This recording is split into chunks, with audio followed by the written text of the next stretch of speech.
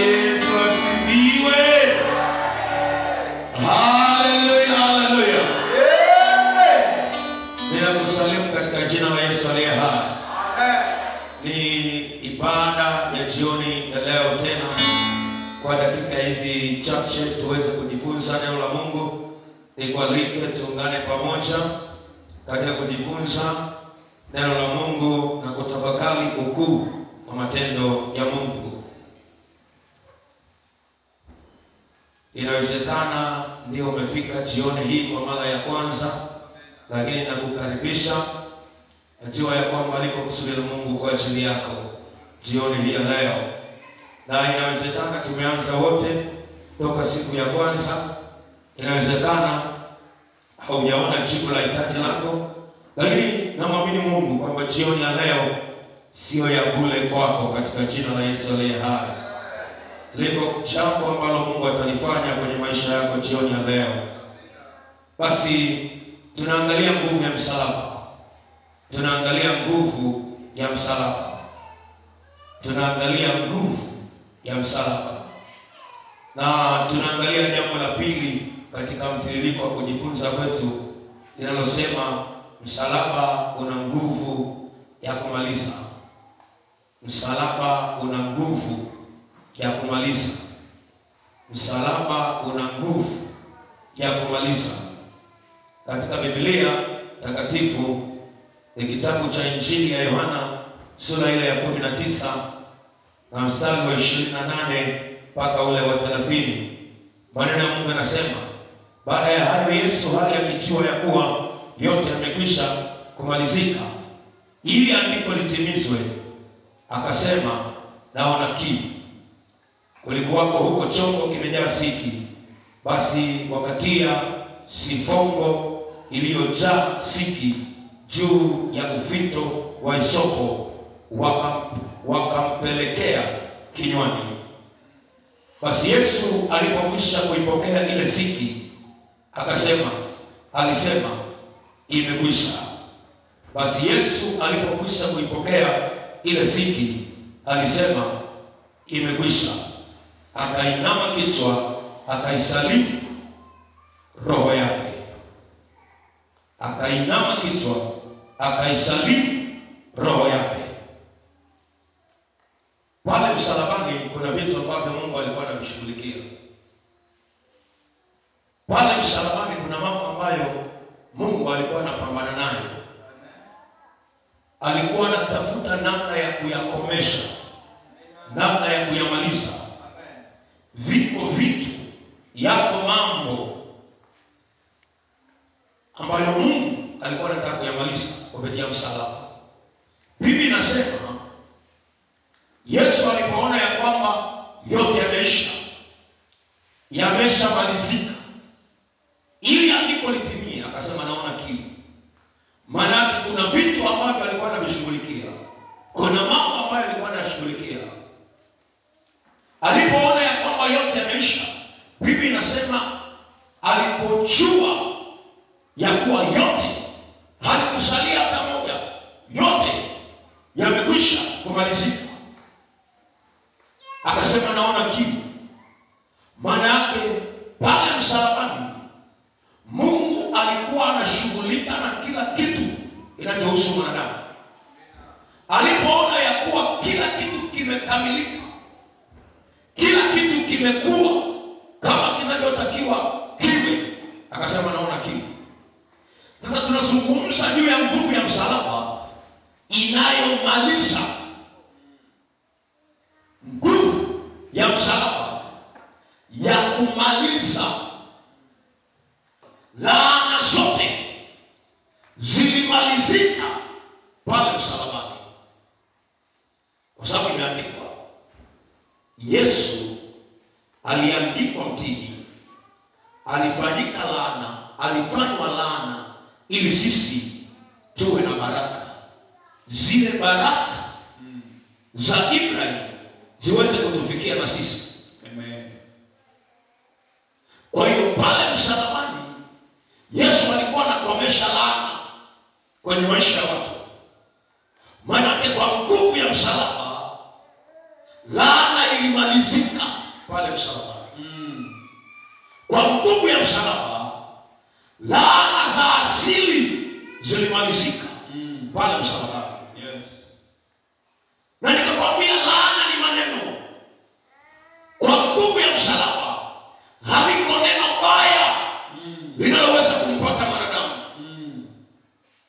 Kwa nguvu ya msalaba haliko tamko baya linaloweza kuwa na nguvu juu ya maisha ya mwanadamu.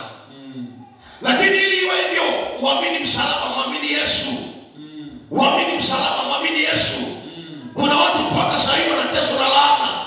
Wewe na kwamba wanaingia kanisani, kuna laana fulani zimekamata maisha yao. Ni kwa sababu hawajaukubali msalaba, hawajauamini msalaba wa Mungu.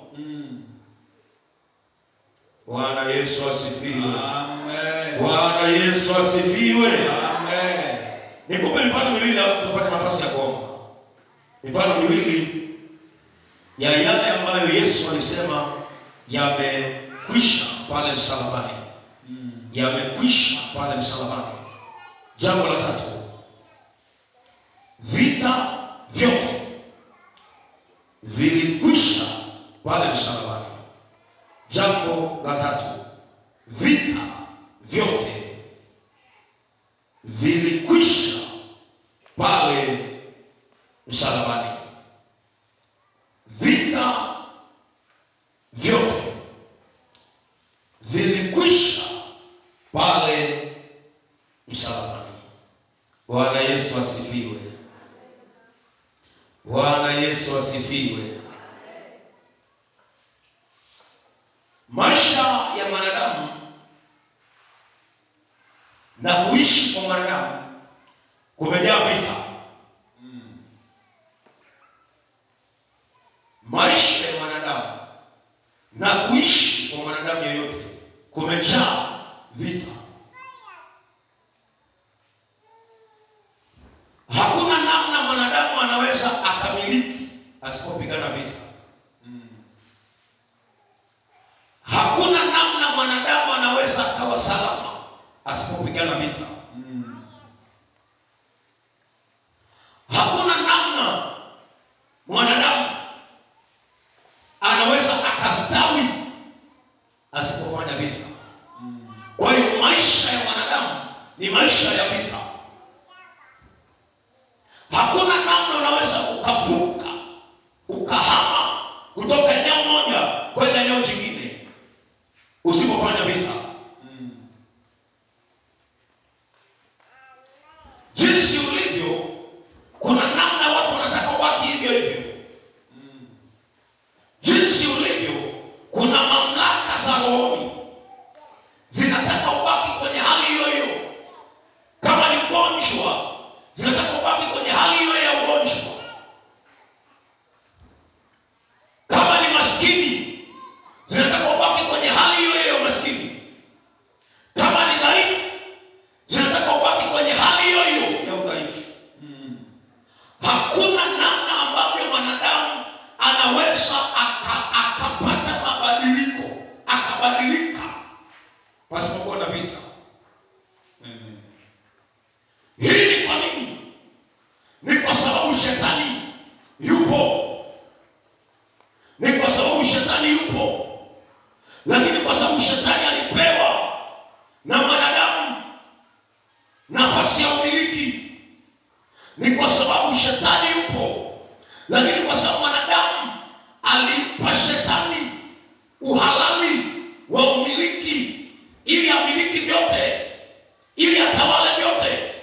Kwa hiyo hakuna namna ambavyo mwanadamu huyu anaweza akawa salama asipofanya vita. Amen. Bwana Yesu asifiwe. Amen. Bwana Yesu asifiwe. Amen. Narudia kukwambia, hakuna namna unaweza ukashinda vita yoyote Mungu asipo kupigania. Hakuna namna. Hauwezi ukashinda vita yoyote kwenye maisha yako kama Mungu hajakupigania. Omba unavyoomba, kama Mungu hajasimama upande wako kupigana, hautashinda hiyo vita. Funga unavyofunga, kama Mungu hajasimama kupigana hiyo vita hautashinda. Kwa nini nakwambia hivi? Nakwambia ili ujue ya kwamba vita vya kiroho vinamtegemea Mungu kwa 100%.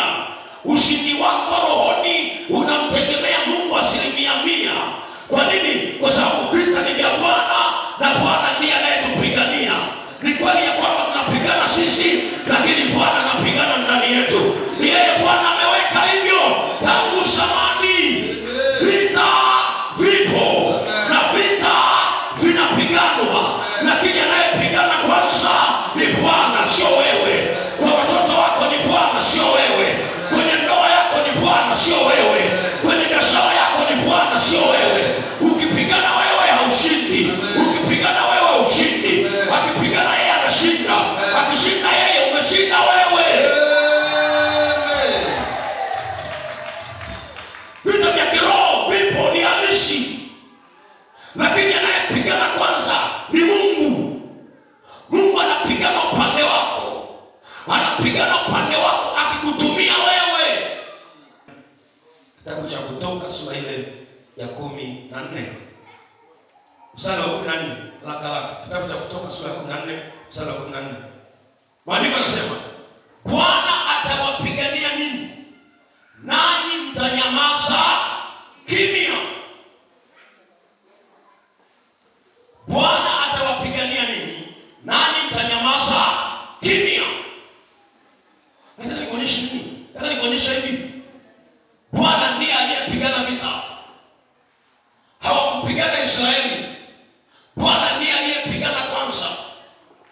Na kwa kuwa Bwana alipigana kwanza rohoni, Biblia inasema nitawapigania ninyi na ninyi mtanyamaza kimya. Muulize jirani yako, nani anapigana vita yako? Unapigana wewe au Bwana? Nani anayefanya vita? Ni wewe au Bwana? Biblia inasema nami nitawapigania ninyi, nani mtanyamaza kimya. Nataka uelewe hivi, Bwana ndiye anayepigana vita. Bwana ndiye anayefanya vita. Na Bwana anapopigana vita hajawahi kushindwa wala hatakaa ashindwe. Yeye ni mshindi wa milele. Milele iliyopita alishinda na milele ijayo ameshashinda, kwa sababu yeye ni mshindi. Lakini picha kubwa ya kwamba Bwana ndiye anayetupigania. Bwana Yesu asifiwe. Bwana asifiwe. Acha Bwana akapigane vita inayoendelea kwenye maisha yako katika jina la Yesu aliye hai. Bwana akapigane vita hiyo kwenye ndoa yako katika jina la Yesu aliye hai. Hebu acha Bwana akapigania watoto wako katika jina la Yesu aliye hai. Maana ni Bwana wa vita. Maana ni Bwana wa vita. Biblia inasema Bwana ni Bwana wa vita. Tena ni hodari wa vita. Hajawahi kushindwa. Na mimi nakwambia Bwana akaipiganie ndoa yako katika jina la Yesu aliye hai. Akaipiganie biashara yako katika jina la Yesu aliye hai. Watu wengine mna shida mno. Yaani wao kisingiziwa. Bwana anawaambia watu hivi, ukiona tu mtu amesema kidogo amezila, huyo ni mchanga wa kiroho. Wamekusema tu kaneno kadogo tu unazila. Tanzania hata kanisani wamenisema sana siende kanisani. Hata kwaya na acha.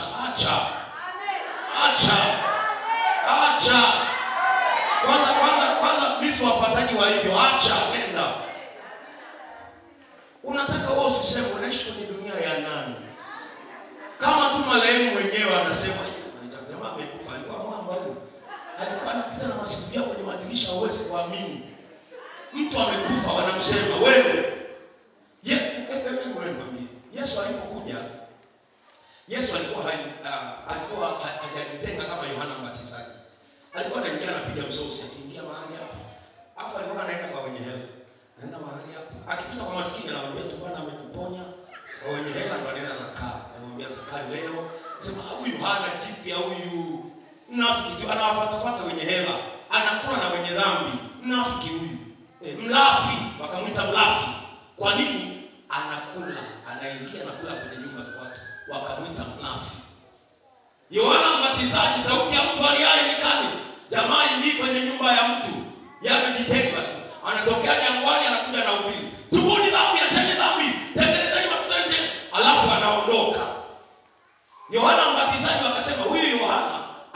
pepo sio kule. Mtu gani anakaa peke yake jangwani? Mtu gani? Wenzake wanakaa kwa watu hivi. Bila nikwambie nini? Hakuna unaloweza kufanya ukamridhisha mtu. Halipo. Yohana akula vyakula vyao wakasema ana pepo. Yesu alikula vyakula vyao wakasema mlafi. Mimi nakwambia songa mbele. Usisikilize maneno ya wanadamu. Wanawaambia watu kama wakisema waache waseme. Waseme sana. Waseme sana. Waseme mno. Waseme mno. Wakati mwingine waambie hivi, kama mna wali zangu, hebu nitafuteni nyingine niwape. Nitafuteni nyingine niwape kama mmeishiwa. Acha waseme wanavyosema. Wewe ng'ang'ana na Bwana. Ng'ang'ana na Bwana katika jina la Yesu aliye hai. Ng'ang'ana na Bwana.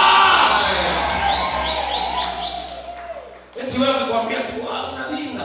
Wameniambia nalinga na acha wakikwambia unalinga, waambie nalinga mno. Hamtajua. Mimi nalinga mno. Nalinga mno. Waambie. Shida wewe una wakati mwingine unakuta wale malaika sana yani. Wakikwambia tu unakaa mahali unahusunika, alafu ndio wanafurahi. Unaona? Tulipomwambia amepoa kweli, amepoa kweli. Yaani unapoa kwa maneno ya watu, alafu na wewe unajua sio kweli. Bahati mbaya sasa hivi unajua kwamba sio. Mwambie jirani yako pole. Kwenye neno moja tu, Bwana akumwacha Yusufu, hawezi kukuacha na wewe. Vita ni vya Bwana na Bwana ndiye anayetupigania. Bwana Yesu asifiwe. Amen. Bwana Yesu asifiwe. Amen. Kwenye kitabu Samueli wa kwanza sura ile ya 17. Mstari tuanze 45. Maandiko yanasema Samueli wa kwanza sura ya 17 mstari wa 17. Mstari wa 45. 17:45. Samueli wa kwanza 17:45. Ndipo Daudi akamwambia yule Mfilisti, wewe unanijia mimi kwa upanga na kwa fumbo na mkuki, bali mimi ninakujia wewe kwa jina la Bwana wa majeshi, Mungu wa majeshi ya Israeli uliowatukana. Mstari wa 46. Siku hii ya leo Bwana atakuua mkononi mwangu. Bebe na neno. Bwana atakuua. Hasemi mimi Daudi nitakuua. Bwana atakuua leo mkononi mwangu, nami nitakupiga. Angalia Daudi anapovizia. Bwana ameshamuua, alafu Daudi anaenda anampiga. Sasa mtu ameshakufa, alafu ndio anampiga. Nami nitakupiga na kukuondolea kichwa chako. Nami leo nitawapa ndege wa angani na wanyama wa nchi mizoga ya majeshi ya Wafilisti, ili kwamba dunia nzima wajue ya kwamba Mungu, wajue ya kuwa yuko Mungu katika Israeli. Mstari wa 47. Nao jamii ya watu wote wapate kujua kwamba Bwana haokoi kwa upanga wala kwa mkuki, maana vita ni vya Bwana. Maana vita ni vya Bwana, naye atawatia nini mikononi mwetu. Unisikiliza na kuonyesha vita ni vya Bwana. Hivi ni vita. Daudi anaenda kupigana na Goliath. Ngazi ya kwanza ya vita, kabla vita vijawa vita vya kupigana, ni maneno. Ni maneno. Ni maneno. Ndio maana nimekuambia lazima uwe na nguvu, lazima uwe na ujasiri wa kukabiliana na maneno. Lazima na wewe uwe na neno la Mungu ndani yako. Lazima na wewe uwe muombaji. Kwa sababu kuna maneno ambayo yanaachiliwa. Usipokuwa makini, utaacha utumishi, utamwacha Mungu kwa sababu ya maneno. Utaiacha ndoa kwa sababu ya maneno. Utaiacha biashara kwa sababu ya maneno. Kila mtu atakwambia wewe hufai kuwa kwenye biashara, haufai kuwa kwenye ndoa, haufai kuwa mkulima. Biblia inasema Daudi alikuwa amepeleka posho. Akiwa amepeleka posho, akasikia namna ambavyo Goliati anawatukana wana wa Israeli. Aliposikia yale maneno yakaingia moyoni, akasema Mungu naye mjua mimi hawezi kutukana namna hii, hawezi kudhalilishwa namna hii.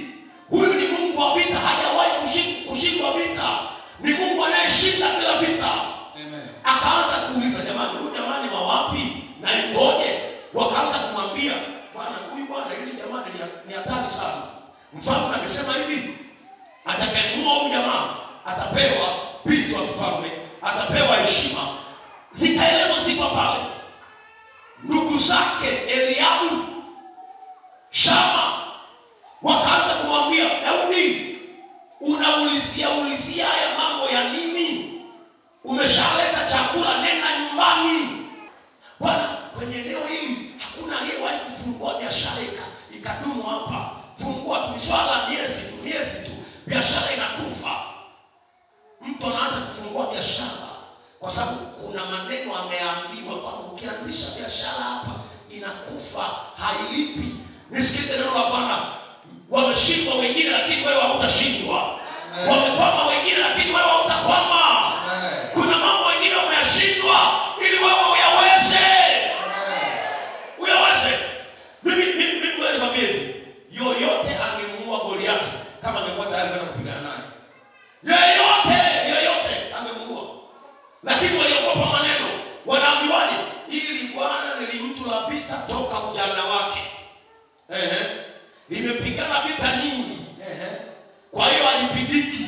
Nani alipigana naye akaona hapigiki? Hawana majibu. Lichamali na jiamini na tutesa pale, linawaambia vita ni ndogo tu hapa. Leteni mtu mmoja na mimi nitakuja kupigana na huyo mtu. Akinishinda mimi mnatumiliki. Nikimshinda tunawamiliki. Jamani, najiamini sana hili. Najiamini mno. Ukishinda vita vya maneno, una uwezekano wa kushinda kila vita kwenye maisha yako. Amen. Shambulio la kwanza ni maneno. Usipozoesha moyo wako kuwa imara, unakufa kwa maneno tu. Usipojizoesha kuwa imara na shujaa, maneno yatakutoa ulingoni mapema. Sasa angalia, nampenda Daudi. Daudi anamwambia hivi, alipo Goliathi amemaliza kumlaani, Daudi naye akasema, wewe umesema wewe na mimi nakuja. Akamwambia, wewe unanijia kwa mkuki, kwa upanga, kwa fumo, lakini mimi ninakujia wewe kwa jina la Bwana wa majeshi. Ngoja nikwambie neno. Kama ni biashara, iende kwa jina la Bwana wa majeshi. Kama ni ndoa, iende kwa jina la Bwana wa majeshi. Kama ni watoto, waende kwa jina la Bwana wa majeshi. Chochote kilichoshindikana, kiende kwa jina la Bwana wa majeshi. Wengine walishindwa, lakini Daudi anamwambia Goliathi, ninakujia wewe kwa jina la Bwana wa majeshi, ambao wewe umejifanya unawatukana. Mimi nasema Daudi akamwambia Goliathi, visemeshe, unaifungua biashara yako, iambie biashara na kujia kwa jina la Bwana wa majeshi, leo utapata uteja. Kama ni ndoa, unarudi nyumbani na iendea ndoa yako kwa jina la Bwana wa majeshi, lazima kuwe na amani. Kama ni watoto, nazungumza watoto wako kwa jina la Bwana wa majeshi, lazima wanisikilize. Viendea vitu kwa jina la Bwana. Ukienda wewe kama wewe hawakuelewi, Daudi akusema ninakujia na mimi kwa kobeo. Sasa alikuwa na kobeo. Hakumwambia hivyo, akamwambia ninakujia kwa jina la Bwana wa majeshi. Wanne nakala kwa chini. Magonjwa yote yalikwisha pale msalabani. Magonjwa yote yalikwisha pale msalabani. Tuanze na kitabu cha nabii Isaya. Mfano wa 4. Magonjwa yote yalimalizika pale msalabani. Isaya sura ya 53. Isaya sura ya 53. Isaya sura ya 53 mstari wa 5. 53:5 maandiko yanasema hivi. Bali alijeruhiwa kwa makosa yetu, alichubuliwa kwa maovu yetu. Adhabu ya amani yetu ilikuwa juu yake, na kwa kupigwa kwake sisi tumepona. Na kwa kupigwa kwake sisi tumepona. Kitabu cha waraka wa kwanza wa Petro sura ya 2. Waraka wa kwanza wa Petro sura ya 2 mstari wa 24. Maandiko yanasema, yeye mwenyewe alizichukua dhambi zetu kwa mwili wake juu ya mti, tukiwa wafu kwa mambo ya dhambi, tuwe hai kwa mambo ya haki. Na kwa kupigwa kwake mliponywa. Na kwa kupigwa kwake mliponywa. Nataka uone neno nazungumza kabla Yesu hajafa msalabani, hajaenda msalabani, na baada ya Yesu Isaya anasema hivi, kwa kupigwa kwake Yesu pale msalabani sisi tumepona. Sisi tumepona. Isaya alikuwa anauona uponyaji pale msalabani. Isaya alikuwa anaona uzima pale msalabani. Wakati Yesu anapigwa, Isaya anaona watu wanapona. Wakati Yesu anapigwa, Isaya anaona watu wanafunguliwa. Wakati Yesu anapigwa, Isaya anaona watu wanasamehewa dhambi. Maana yake kwa kupigwa kwake pale msalabani sisi tumepona. Amen. Hiyo ni kabla Yesu hajaja, hajazaliwa katika damu na nyama hii, hajadhihirika kwenye ulimwengu. Sasa na kwa kupigwa kwake tumepona. Angalia Petro anavyosema. Anasema na kwa kupigwa kwake mliponywa.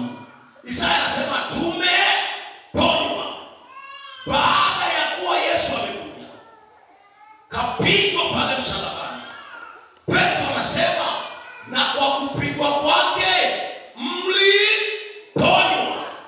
Sasa unielewe, wakati Yesu anasema ya kwamba yote yamekwisha, maana yake alikuwa anatangazia magonjwa, anayaambia magonjwa ya kwamba mwisho wenu umefika. Mimi ni mzima. Alikuwa anatembea kwenye wheelchair hivi katika kujisukuma. Ukija asubuhi anafanya majaribio mara 5. Anajaribu kusimama. Mimi ni mzima, anasoma andiko, kwa kupigwa kwako Yesu mimi niliponywa, mimi ni mzima, huu ugonjwa sio wa kwangu. Anajaribu kuinuka. Alikuwa anaanguka. Akianguka wale wanamsaidia. Baba akasema, "Sasa mtu watu kuinui, ukianguka utajijua mwenyewe." Haachi.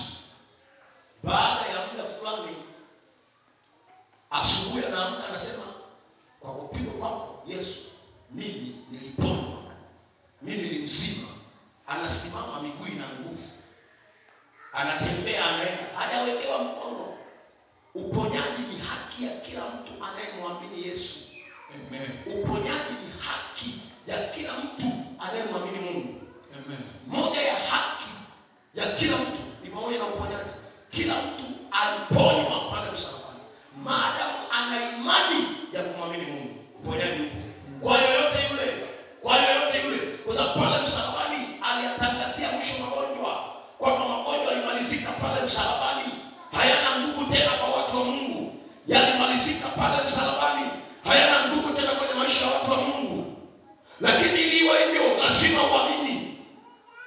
Lazima uamini. Bwana Yesu asifiwe. Amen. Bwana Yesu asifiwe. Mambo kwenye kazi hii. Kama kuna vita fulani kwenye maisha yako vinaendelea, mahali hapo ulipo, tawaambia tu msalaba. Hiyo vita ukabidhi msalaba wa Yesu. Na msalaba wa Yesu ulimaliza vyote. Vyote vilimalizika pale. Vyote vilimalizika pale. Vyote vilimalizika pale. Vyote vilimalizika pale. Kwa kuwa vyote vilimalizika pale, uamini msalaba wa Yesu. Na watangazia mwisho kwa jina la Yesu. Kwa jina la Yesu. Kwa jina la Yesu. Kwa nguvu ya msalaba. Natangaza mwisho. Natangaza mwisho. Kwa hivyo vita. Kwa jina la Yesu. Maana imeandikwa, wanaofanya vita na mimi hawatakuwepo. Hawatakuwepo. Nitawatafuta, sitawaona. Na mimi leo kwa nguvu ya msalaba, kila anayefanya vita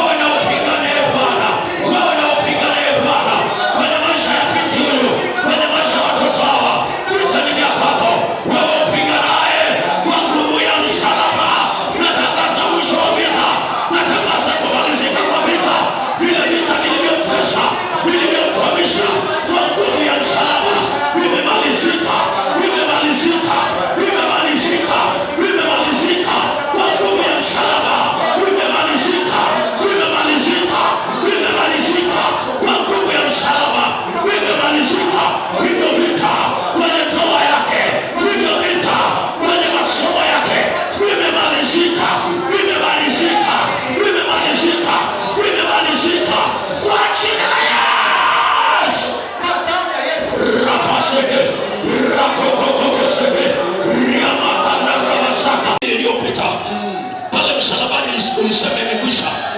Kwa kupigwa kwako Bwana sisi tuliponywa. Miaka 2000 iliyopita ulimponya binti huyu. Uwe mzima, uwe mzima, uwe mzima, uwe mzima, uwe mzima, kila zote kwa jina la Yesu. kila zote kwa jina Kila nguvu ya ugonjwa sasa inaharibika, inaharibika, ninaiharibu, ninaiharibu, ninakuharibu kwa nguvu ya msalaba.